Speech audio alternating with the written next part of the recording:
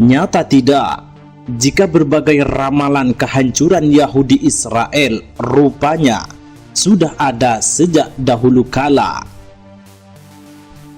Ya, salah satu di antaranya adalah ramalan yang dinyatakan oleh salah satu pendiri Hamas, Sheikh Ahmed Ismail Hassan Yassin, serta mantan Menteri Luar Negeri Amerika Serikat Henry Kissinger. Sheikh Yassin pada tahun 1999 memprediksi negara Israel akan hancur pada tahun 2027 mendatang. Sheikh Yassin menyebut tindakan penindasan Israel yang menduduki wilayah Palestina akan membuat negara itu hancur. Ramalan tersebut diucapkan ketika Israel dan Palestina sedang berusaha mencapai kesepakatan damai lewat perjanjian Oslo yang dinaungi oleh Amerika Serikat. Sheikh Yassin memprediksi hal ini berdasarkan analisis yang terdapat dalam kitab suci Al-Quran, di mana tahun 2027 disebut merupakan siklus 40 tahunan pecahnya perang antara Hamas dan Israel. Pandangan Sheikh Yassin ini merujuk pada peristiwa Intifada tahun 1987, sehingga bila ditambah 40 tahun akan muncul angka 2027. Saya katakan, insya Allah Israel akan hancur di awal abad mendatang, tepatnya pada tahun 2027.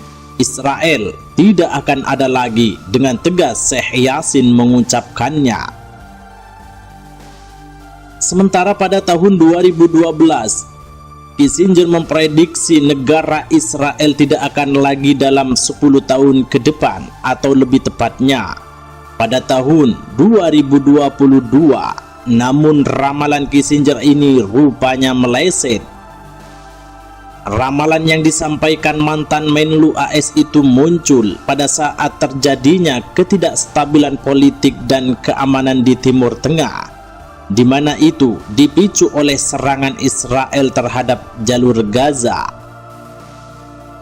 Kedua tokoh tersebut sama-sama melihat bahwa negara Israel berdiri di tanah Palestina dengan kezaliman dan penindasan terhadap rakyat Palestina. Mereka juga melihat bahwa dukungan dari Amerika Serikat tidak akan cukup membantu eksistensi Israel. Jika dibandingkan, ramalan Sheikh Yassin dan Kissinger hanya memiliki sedikit perbedaan.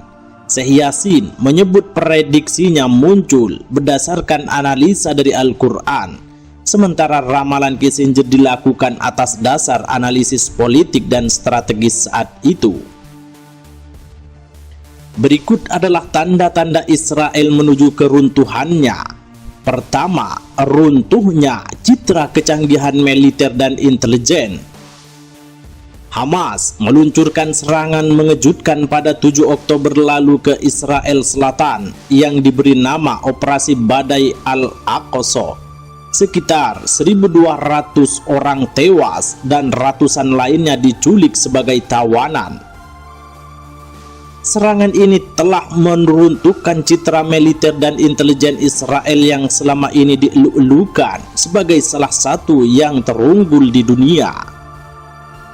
Operasi Badai Al-Aqsa dimulai dengan tembakan ribuan roket dari berbagai arah yang sebagian besar gagal dicegat sistem pertahanan Iron Dome. Mossad, Badan Intelijen Israel untuk Operasi Asing, dan Shin Bet, Badan Intelijen Israel untuk Keamanan Internal, sama-sama gagal memprediksi dan mencegah operasi Badai Al-Aqsa oleh Hamas. Pagar pembatas Israel yang canggih dengan berbagai peralatan sensor juga dengan mudah diterobos para milisi Hamas. Perdana Menteri Israel Benjamin Netanyahu awalnya menyalahkan komandan militer dan para pemimpin intelijen atas kegagalan mereka mengatasi serangan Hamas. Namun, kemudian ternyata Netanyahu menarik kembali kritikannya dan meminta maaf. Kedua, yaitu kehilangan dukungan Barat mantan Perdana Menteri Israel Ehud Barak baru-baru ini memperingatkan bahwa militer negaranya hanya mempunyai waktu beberapa minggu untuk menghancurkan Hamas. Lebih dari itu, pemerintah negara-negara barat akan menarik dukungannya terhadap operasi militer di Gaza karena banyaknya korban jiwa dari warga sipil Palestina.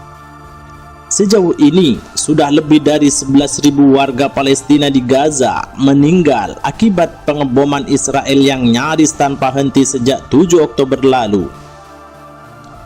Sedangkan yang ketiga, tercekik hutang untuk danai perang Gaza. Israel telah tercekik hutang sekitar 30 miliar shekel atau 7,8 miliar US dollar atau lebih dari 121 triliun sejak dimulainya perang melawan Hamas di Gaza pada 7 Oktober. Kementerian Keuangan Israel mengungkap besaran hutang yang tidak biasa tersebut di awal pekan ini. Menurut kementerian tersebut, 4,1 miliar US dollar dari jumlah tersebut merupakan hutang dalam mata uang dolar yang diperoleh dari penerbitan di pasar internasional. Kementerian Keuangan Israel mengumumkan hutang lagi, yaitu 957 juta US dollar di pasar lokal dalam lelang obligasi mingguannya.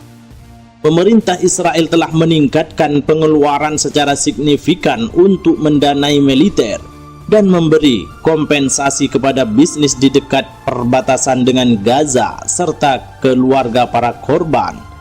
Semua ini telah menyebabkan rekor defisit anggaran yang bulan lalu membengkak menjadi 6 miliar US dollar, peningkatan lebih dari 7 kali lipat dibandingkan tahun yang sebelumnya.